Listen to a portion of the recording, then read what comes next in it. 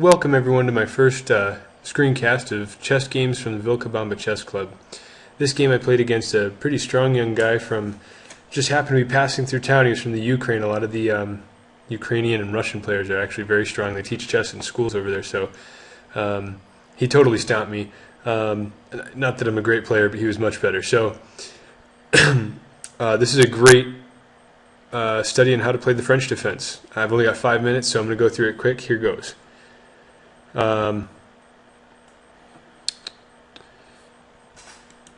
I played e4, he played e6, I played d4, he played d5. This is the classic move of the French defense.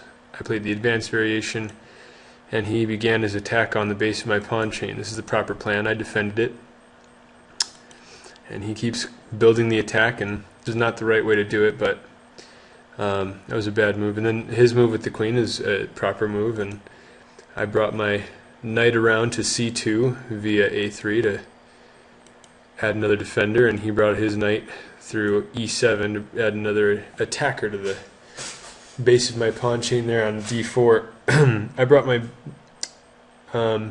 rook over to defend b2 so I could add my bishop as another defender. Notice the queen has attacked my b2 pawn. And after I did that, I figured this trade would be good for me. So he made that trade, and I was very happy about this. At the time, I thought my two knights would be much better than his two bishops in this game, which I thought was bound to stay a closed game. However, we'll soon see that I was wrong. I began expanding on the king's side with my pawns. This is kind of a proper plan for me, but not very well executed. I ended up having to defend my pawn.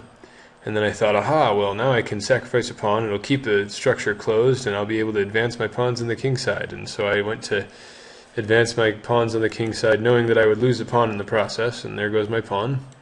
And I advance again, and now I thought, okay, this will be wonderful because I'll leave him with a backwards pawn in the center.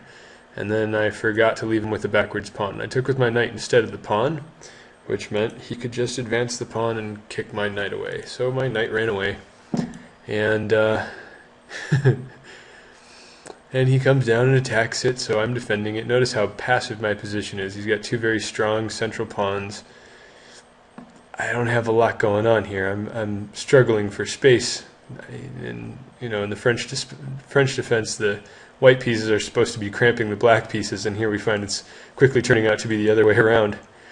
So here are my knights, all on the second rank and on the edge of the board. My bishop's locked in. I think I'm doing something. Oh, I'm going to attack him, and I'm going to unleash a discovered attack on his central pawns with my queen and bishop, but he just kind of sidesteps that, attacking my bishop, or attacking my rook, I should say.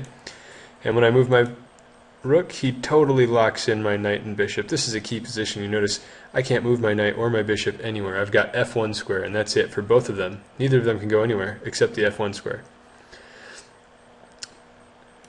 So he was playing a beautiful game, and I thought I would, you know, get rid of his two bishops and trade into maybe a little bit more manageable of a game. Of course, I didn't, for some reason, see the checkmate on f2, and I threatened his rook and gave up the game right there. It would have been great to see him really play this all the way through instead of just capitalizing on a silly mistake. Don't get me wrong, he would have killed me anyway, but it would have been great to see him actually do it because he was playing very strong chess, and I would have loved to have been able to analyze the rest of this game had it played out. So anyway, that was the game from Tuesday, July 12th, 1:30 at the Juice Factory. It's amazing how strong players just happen to kind of wander through Vilcabamba. So stop by next week, and hopefully we'll be doing a screencast of your game or your victory at the Vilcabamba Chess Club next Tuesday. Until then, have a great week.